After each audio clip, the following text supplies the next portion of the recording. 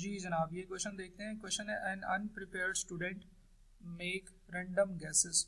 जब आप random guess करते हैं एमसीक्यूज के क्वेश्चन के अंदर जिसकी 4 करेक्ट ऑप्शंस होती हैं, तो आपके करेक्ट गेस करने के चांसेस होते हैं 25%। 4 ऑप्शन होती हैं तो उनमें से कोई भी एक ठीक हो सकती है, तो किसी भी एक ऑप्शन के ठीक होने के चांसेस होते हैं 25%। The probability of at least one correct आप लोगों ने फाइंड आउट करनी है। 10 एमसीक्यूज है, बिल्कुल इससे पीछे जैसा सवाल है 45 जैसा, कि जिसमें ट्रू और फॉल्स क्वेश्चन थे तो प्रोबेबिलिटी ऑफ सक्सेस जो थी वो 50% थी। अब इसमें क्योंकि एमसीक्यू बेस्ड क्वेश्चन है, 4 ऑप्शन होती हैं, किसी भी एक ऑप्शन के ठीक होने के चांसेस 25% है, और आपने क्योंकि रैंडमली गैस करना है तो इसका मतलब ये है कि आपकी प्रोबेबिलिटी ऑफ सक्सेस जो है वो 25 है और एन जो है वो 10 है। तो अगेन ये एक बायनॉमियल डिस्ट्रीब्यूशन का क्वेश्चन है, और बायनॉमियल डिस्ट्रीब्यूशन के अंदर बायनॉमियल फार्मूले का जो इनपुट्स हैं वो हम करेंगे, और हमें प्रोबेबिलिटी ऑफ सक्सेस चाहिए एटलीस्ट 1 यानी कि ग्रेटर देन और इक्वल टू 1 की। Again probability of greater than equal to 1 will be equal to 1 minus probability of X is equal to 0, और यहाँ पे 1 minus probability of X is equal to 0 के लिए हम लोग करेंगे फार्मूला होता है जी N C X P power X Q power N minus x.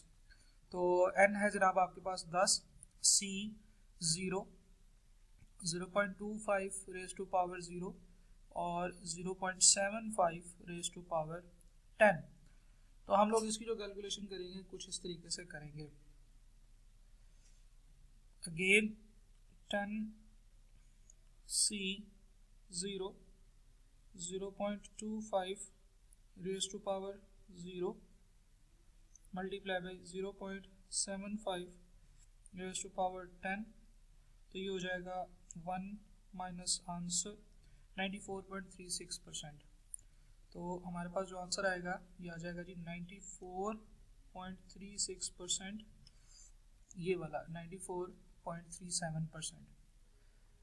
अगला जो क्वेश्चन करेंगे वो हम करेंगे ये वाला क्वेश्चन। बड़ा मजे का है क्वेश्चन है जी, a wallet contains 50 rupees 1000 and 50 rupees 500 currency notes. ओए होए, बहुत ही हैवी वॉलेट है। एक बंदे के पर्स के अंदर 50 हजार के नोट पड़े हुए हैं और 50 500 के नोट्स पड़े हुए हैं। 50,000 के नोट्स हैं और 50 जो है वो 500 वाले नोट्स हैं। तो if 4 notes are drawn, 4 notes अगर उसमें से ड्रॉ किए जाएं एट रेंडम विद रिप्लेसमेंट, लेकिन आप वापस भी रख देंगे बाद में, the probability that the total amount drawn would be exactly equal to 3000, कि अगर आप उनको निकालें तो उनका सम जो है वो 3000 के इक्वल हो जाए। ये आपने प्रोबेबिलिटी फाइंड आउट करनी। आपके पास टोटल 50 नोट 1000 वाले हैं और 50 नोट जो है वो 500 वाले हैं, तो टोटल आपके पास 100 नोट्स हैं, जिसमें से आपने 4 नोट सेलेक्ट करने हैं जी। ठीक है, तो सिलेक्शन जो होगी वो कितने नोटों की होगी? 4 नोटों की। और मजे की बात यह है कि वो कह रहा है कि वो विद रिप्लेसमेंट है सिलेक्शन। ओके, हम चाहते हैं कि हमारा सम जो है वो 3000 बन जाए। सम 3000 सिर्फ और सिर्फ उस सूरत में बन सकता है कि जब 2 नोट हमारे पास 1000 वाले हों और 2 नोट हमारे पास 500 वाले हों। ठीक होगा जी, तो फिर ही इनका जो टोटल है वो 3000 बन सकता है। ठीक है, तो ये एक ऐसी चीज है जो कि आपको सोचना पड़ेगा। खैर, क्योंकि ये कैश और करेंसी इसमें इन्वॉल्व है, तो करेंसी के हवाले से तो माशाल्लाह से अवाम हमारी वैसे ही बड़ी समझदार है। तो आपने ये देखना है कि 3000 कैसे बनेंगे। 3000 4 नोट्स के साथ तभी बनेंगे कि जब 2000 वाले हों और 2 हमारे पास 500 वाले हों। तो यानी कि हम सेलेक्ट करना चाहते हैं ये जो 1000 वाले जो नोट्स हैं इनमें से 2 सेलेक्ट करने हैं, और ये जो 500 वाले नोट्स हैं इनमें से भी 2 सेलेक्ट करने हैं। ठीक है जी, तो फिर हम लोग देखेंगे, उसने कहा जी कि अगर 4 नोट आप रैंडमली सेलेक्ट करते हैं तो एग्जैक्टली कितने नोट्स जो हैं वो आप ड्रॉ करें कि आपका टोटल 3000 बने। तो अगर हम टोटल पॉसिबल आउटकम्स की बात करें कि हम 100 में से 4 नोट सेलेक्ट कर रहे हैं 100C4, हम चाहते हैं कि 50 नोट जो 1000 वाले हैं उनमें से 2 नोट सेलेक्ट हों और वो 50 नोट जो कि 500 वाले हैं उनमें से भी 2 नोट सेलेक्ट हों। तो हमारी प्रोबेबिलिटी जो है वो कुछ इस तरीके से बनेगी। मल्टीपल सिलेक्शन का क्वेश्चन है, बायनोमियल डिस्ट्रीब्यूशन के क्वेश्चन के तौर पे भी आप इसे ले सकते हैं, लेकिन क्योंकि इसमें दो आइटम्स में से दो सेलेक्ट करने हैं तो हम ये वही फार्मूला है जो बायनोमियल डिस्ट्रीब्यूशन का, सॉरी बायनोमियल कह रहा हूँ, हाइपरज्योमेट्रिक डिस्ट्रीब्यूशन का जो फार्मूला है, यानी कि आप टोटल 100 में से 4 नोट सेलेक्ट करें तो उसके जितने पॉसिबल कॉम्बिनेशंस बनते हैं वो नीचे लिखते हैं, और जो आपको चाहिए कॉम्बिनेशंस वो है जी 50C2, यानी कि ये 1000 वाले नोट की कॉम्बिनेशंस हैं और ये 500 वाले नोट्स की कॉम्बिनेशन है। ठीक है जी, तो आपके पास इसका जो करेक्ट आंसर आएगा that will be equal to 50C2, क्या मैं इसको मल्टीप्लाई कर दूं 2 के साथ, यानी कि जो भी इसका आंसर आए वो 2 से मल्टीप्लाई हो जाए, तो और इसको हम डिवाइड कर देते हैं जी, आंसर डिवाइडेड बाय 100C4 के साथ, तो हमारा आंसर आता है जी 2/3201, यानी कि इसमें कुछ कैलकुलेशन में गड़बड़ है, अच्छा नहीं ऐड नहीं करना था, मल्टीप्लाई करना था, sorry 50C2 multiply by 50C2 divided by 100 100C4, तो आपके पास जो आंसर आएगा that will be equal to 38.27%, तो ये आपके पास मान जाएगा जी 38.27%। अगले सवाल की तरफ मूव करते हैं जरा। क्वेश्चन है problem in statistics is given to 3 students, 3 students हैं जिनको एक सवाल दिया गया है, स्टूडेंट ए है, बी है और सी है, whose chance of solving are 1/2, 3/4 and 1/4 respectively, यानी कि ए के सॉल्व करने के चांसेस है 1/2, बी के सॉल्व करने के चांसेस है 3/4 और सी के सॉल्व करने के चांसेस है 1/4। फ्रैक्शंस में जब इस तरह से चीजें होती है मैं हमेशा ये सजेस्ट करता हूँ कि आप इसको ना परसेंटेज में कन्वर्ट कर लिया करें। सवाल उसने पूछा है what is the probability that the problem will be solved. अच्छा ये सवाल ना पूरा नहीं है, इसमें एक चीज मिसिंग है, अगर आप को कहीं से ये जहाँ से ये कॉपी पेस्ट हुआ है ना उसमें ना इसके नीचे उसने कहा था डिफरेंट सिनेरियोज दिए थे कि फाइंड द प्रोबेबिलिटी दैट कि ये प्रॉब्लम जो है ये सॉल्व हो जाए ऑल ऑफ द स्टूडेंट्स से, यानी कि सारे स्टूडेंट्स इस प्रॉब्लम को सॉल्व कर लें, इसकी प्रोबेबिलिटी फाइंड आउट करें। फिर दूसरा ये था कि solve by none of these, यानी कि कोई भी इसको सॉल्व ना कर पाए, इसकी प्रोबेबिलिटी फाइंड आउट कर लें। और तीसरा ये था कि सॉल्व बाय ए इसको सॉल्व कर ले but B and C could not solve it. तो ये इसमें ना सिनेरियोज थे, तो हम इन तीनों सिनेरियोज के हिसाब से चलते हैं। फिर ये जो ऑप्शंस हैं, ये जो आंसर है ये पता नहीं किस सिनेरियो का है, इसलिए ये हम ऑप्शंस को यहाँ से इग्नोर कर देते हैं और ये तीनों ऑप्शंस जो है ना एक एक करके देखते हैं। लेट्स सपोज कि अगर ए सॉल्व कर दे तो ए के सॉल्व करने की प्रोबेबिलिटी इन्होंने क्या बताई है, ए के सॉल्व करने की प्रोबेबिलिटी बताई है इन्होंने 1/2 यानी कि 50%, और नॉट सॉल्व की प्रोबेबिलिटी फिर कितनी होगी, नॉट सॉल्व की प्रोबेबिलिटी भी 50% होगी यानी कि 1 - 50%। बी के सॉल्व करने की प्रोबेबिलिटी इन्होंने बताई है 3/4 जो कि होता है 75%, तो इसके ना सॉल्व करने की प्रोबेबिलिटी 25% होगी। सी की प्रोबेबिलिटी सॉल्व करने की 1/4 बताई है तो जो कि 25% बनती है, और सिमिलरली उसके सॉल्व ना करने की जो प्रोबेबिलिटी होगी फिर वो 75% होगी। अब जरा आते हैं इधर, उसने कहा जी कि ये बताएं कि सारे ही सॉल्व कर ले, यानी कि स्टूडेंट ए भी सॉल्व कर ले, बी भी सॉल्व कर ले और सी भी सॉल्व कर ले। तो ये पार्ट 1 है, ये भी सॉल्व कर ले, ये भी सॉल्व कर ले, ये भी सॉल्व कर ले। तो ये तीनों क्योंकि इंडिपेंडेंट है तो इन तीनों की प्रोबेबिलिटी जो है वो बस आपस में मल्टीप्लाई करनी है, यानी कि ए जब सॉल्व करने बैठे वो भी सॉल्व कर ले, बी जब सॉल्व करने बैठे तो वो भी सॉल्व कर ले, उसकी सॉल्व करने की प्रोबेबिलिटी 75% है, और सी जब सॉल्व करने बैठे तो वो भी सॉल्व कर बैठे, तो यानी कि इन तीनों की प्रोबेबिलिटीज को आपस में मल्टीप्लाई हमने करना है। 0.5, 0.75 और 0.25, ठीक है जी। तो इन सब के यके बाद दीगरे सॉल्व करने की प्रोबेबिलिटी 9.37% है, और अगर वो आपको फ्रैक्शन में पूछे तो आप सिंपल यहाँ पे एस डी के बटन पे क्लिक कर दें तो ये 3/32 इज द प्रोबेबिलिटी के सारे ही सॉल्व कर लेंगे। अगर वो आपसे ये पूछे कि बताएं कि सारे ही सॉल्व ना कर पाए none are available to solve, तो ए भी सॉल्व ना कर पाए, नॉट सॉल्व, बी भी सॉल्व ना कर पाए और सी भी सॉल्व ना कर पाए, तो इनकी प्रोबेबिलिटीज भी हम लोगों ने निकाली हुई हैं। ए के सॉल्व ना करने की प्रोबेबिलिटी है जी 50%, बी के सॉल्व ना करने की प्रोबेबिलिटी है जी 25% और सी के सॉल्व ना करने की प्रोबेबिलिटी है 75%। और ये जब आपस में मल्टीप्लाई होते हैं तो इनका आंसर भी 9.37% ही आएगा। हाँ, अगला सवाल ये है कि बताएं कि इट इज सॉल्व्ड बाय ए, यानी कि तीसरा सिनेरियो ये हो सकता है, ये तीसरा क्वेश्चन है, ये सक्सेस सिनेरियोज नहीं है, ये क्वेश्चन है कि ए सॉल्व कर ले, बी सॉल्व ना कर पाए और सी भी सॉल्व ना कर पाए। तो ए के सॉल्व करने की जो प्रोबेबिलिटी है वो है जनाब 50%, बी के सॉल्व ना करने की प्रोबेबिलिटी है 25% और सी के सॉल्व ना करने की प्रोबेबिलिटी जो है वो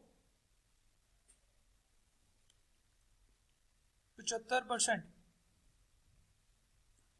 तो ये भी उसी तरह से बनेगा क्योंकि ये सारे नंबर्स बाय चांस एक जैसे ही हैं जो आपस में मल्टीप्लाई हो रहे हैं। तो ए सॉल्व कर पाए उसकी प्रोबेबिलिटी है 50%, बी सॉल्व ना कर पाए उसकी प्रोबेबिलिटी है 25% और सी सॉल्व ना कर पाए उसकी प्रोबेबिलिटी है 25%, 75%, तो टोटल 9.37%, यानी कि 3/32। ठीक हो गया जी। तो ये क्वेश्चन था जिसमें डिफरेंट ऑप्शंस थी। इस क्वेश्चन की तरफ चलते हैं। If a student randomly guesses 20 multiple choice questions with 4 possible answers, तो 20 मल्टीपल चॉइस क्वेश्चंस हैं और 4 पॉसिबल आंसर है। इसका मतलब है किसी भी एक आइटम के एक ऑप्शन आप रैंडमली सिलेक्ट करेंगे तो उसके ठीक होने के जो चांसेस है वो है जनाब 25%। The probability that student will get exactly 4 right answer is 46.23। आपने बताना ठीक है या नहीं है। तो यानी कि probability of x is equal to 4 आप लोगों ने फाइंड आउट करना है। वो उसने कहा है कि 46.23 होता है कि नहीं होता। तो मैं अगर इसे सॉल्व करूंगा और ये आंसर 46.23 के इक्वल आएगा तो मैं कहूंगा कि यस आप बात ठीक कर रहे हैं।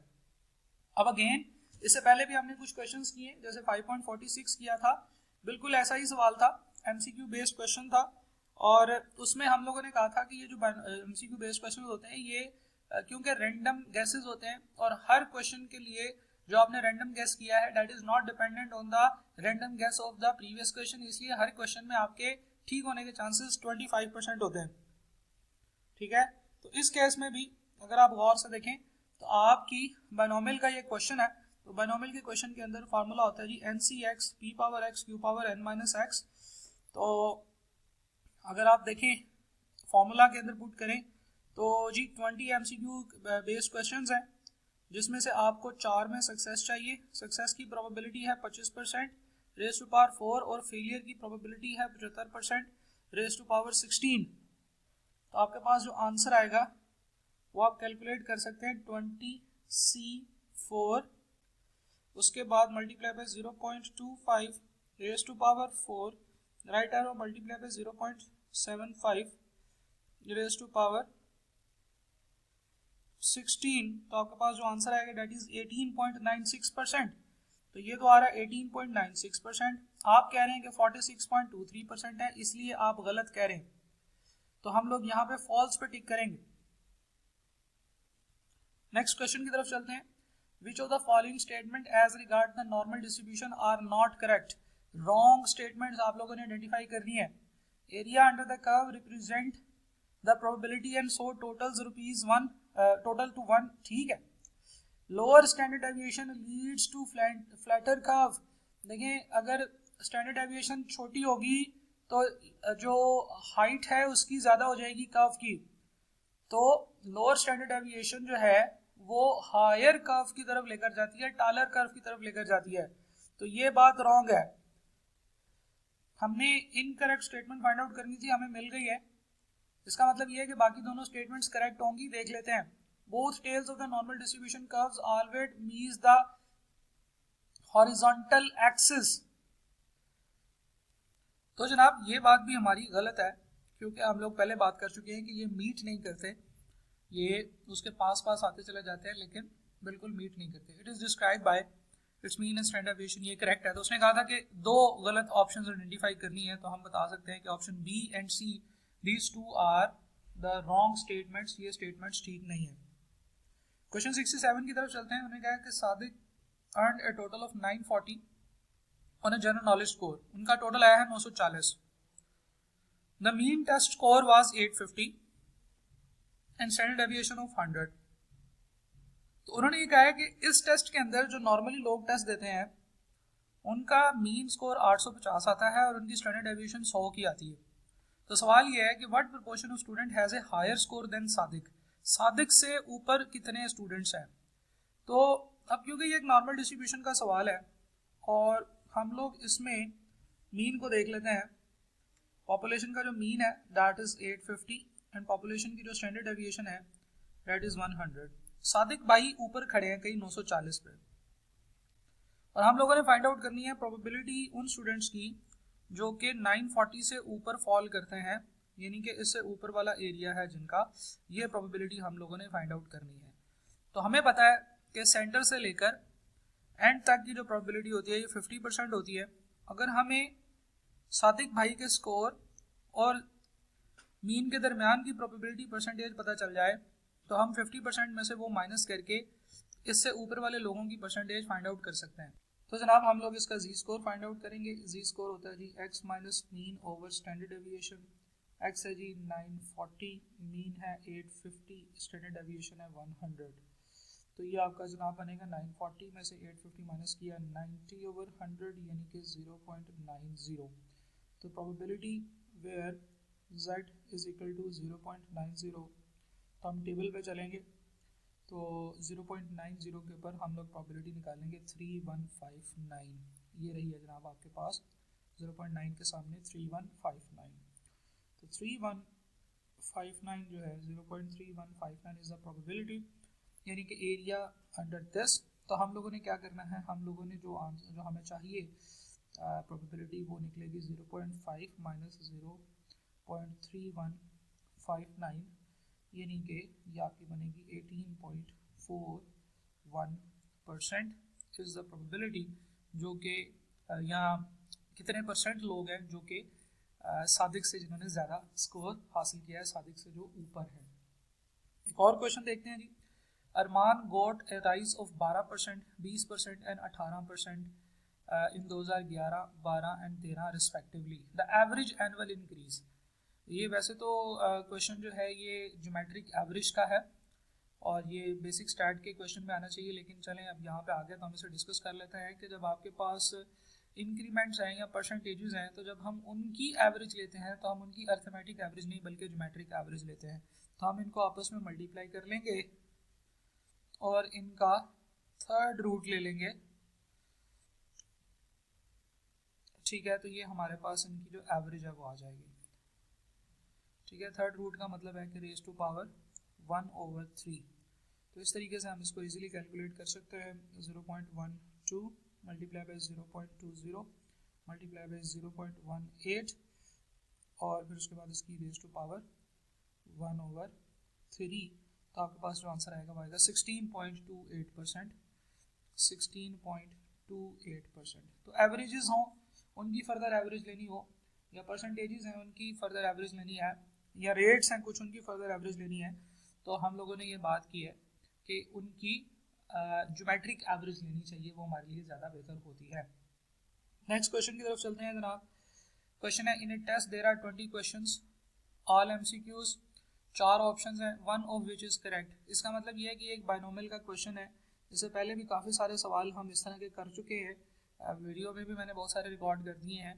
तो एक बाइनोमियल का क्वेश्चन है, क्यों? क्योंकि हर क्वेश्चन जो है वो अलग है। आपने 20 दफ़ा रेंडमली एक क्वेश्चन जो है ना वो चूज करना है। उन्होंने कहा ही सॉल्व्ड ऑल द क्वेश्चन हैज़ार्डली, आंखें बंद करके तुक्का लगा के क्वेश्चन सॉल्व किए हैं। Find the probability that exactly 4 are correct. तो probability of exactly 4 are correct ये भी हमने इससे थोड़ी देर पहले भी की थी। और ये वाला जो क्वेश्चन था उसने पूछा था कि बताएं कि ये ठीक है या नहीं है। तो हम लोगों ने कहा था कि अच्छा चलें ठीक है हम कैलकुलेट कर लेते हैं इसको, और कैलकुलेट करके पता चल जाएगा कि ये ठीक है या नहीं ठीक। तो वो था जनाब आई थिंक क्वेश्चन नंबर 5.65 ये क्वेश्चन था। जिसको हम लोगों ने सॉल्व किया था तो हमने निकाली थी प्रोबेबिलिटी 18.96%। तो इसकी जो प्रोबेबिलिटी है that is 18.96%। Correct answer is option A. बिल्कुल सेम सवाल था, उसमें उन्होंने ट्रू और फॉल्स करके बताया हुआ था, यहाँ पे उसने डाटा दे के आपको कहा कि कैलकुलेट कर ले। हम लोग अगले क्वेश्चन की तरफ चलते हैं जी, जो कि है ये आपके पास normal distribution depends on mean and standard deviation. Yes, normal distribution mean पे भी डिपेंड करती है और स्टैंडर्ड डेविएशन के ऊपर भी। तो हम कह सकते हैं कि both statements are correct. Normal distribution mean और स्टैंडर्ड डेविएशन से डिफाइन होती है। हर डिस्ट्रीब्यूशन के कुछ पैरामीटर्स होते हैं। नॉर्मल डिस्ट्रीब्यूशन के दो पैरामीटर्स होते हैं, मीन और स्टैंडर्ड डेविएशन।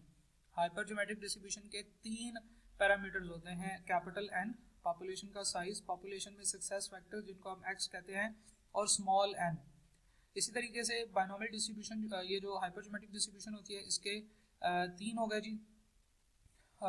मैं इस पे लिख देता हूँ, ये हाइपरजोमेट्रिक है, इसके तीन इंपॉर्टेंट पैरामीटर्स हैं जिनकी बेसिस के ऊपर हाइपरजोमेट्रिक जो है वो डिफाइन होती है। पॉइसन डिस्ट्रीब्यूशन जो है इसका सिर्फ एक ही पैरामीटर होता है जिसे हम लैम्डा कहते हैं, या जो इसका मीन होता है जी, ठीक है। इसी तरीके से जो बाइनोमियल डिस्ट्रीब्यूशन होती है, बाइनोमियल डिस्ट्रीब्यूशन के दो पैरामीटर्स होते हैं, स्मॉल एन और पी। ठीक हो गया जी। इस तरीके से इनके बाकियों के भी मैंने लिख दिए हैं। नॉर्मल डिस्ट्रीब्यूशन के मीन और स्टैंडर्ड डेविएशन ये भी लिख देता हूँ। चार डिस्ट्रीब्यूशन हैं जो हम लोगों ने पढ़ी हैं। नॉर्मल डिस्ट्रीब्यूशन के जो पैरामीटर्स होते हैं वो होते हैं जी उसका मीन और स्टैंडर्ड डेविएशन, ठीक है जी। तो इस तरीके से ये आपके सारे हम लोगों ने जो इंपॉर्टेंट पैरामीटर्स हैं वो भी डिस्कस कर लिए। ये क्वेश्चन देखते हैं जनाब, which of the following statement is are true about the discrete data. Okay, discrete data के मतलब, वैसे तो फिर ये बेसिक स्टैट का जो आपका एरिया है ये उसका क्वेश्चन है, लेकिन चले हम लोग अभी इसमें बात कर लेते हैं। डिस्क्रीट डाटा की सबसे पहली बात तो ये है कि इसके डाटा के दरमियान में गैप होता है, ठीक है, there is a gap between them. Mid point is calculated by dividing the upper and lower limit in each case. हम अपर और लोअर लिमिट को एक दूसरे के साथ डिवाइड करते हैं, मतलब इनको डिवाइड करके हाफ पे कर देते हैं। मिड पॉइंट कैलकुलेट करते हैं अपर एंड लोअर लिमिट को ऐड करके, अपर और लोअर लिमिट की ईच क्लास को डिफाइन करके। नहीं, ये स्टेटमेंट फिर रॉन्ग है, क्योंकि हम लोग मिड पॉइंट कैलकुलेट करते हैं ऐड करके दो पे डिवाइड करते हैं। तो जो पहली जो स्टेटमेंट है, ओनली द स्टेटमेंट ए यानी कि statement number 1 is correct, only the statement 1 is correct. Option C is your correct answer.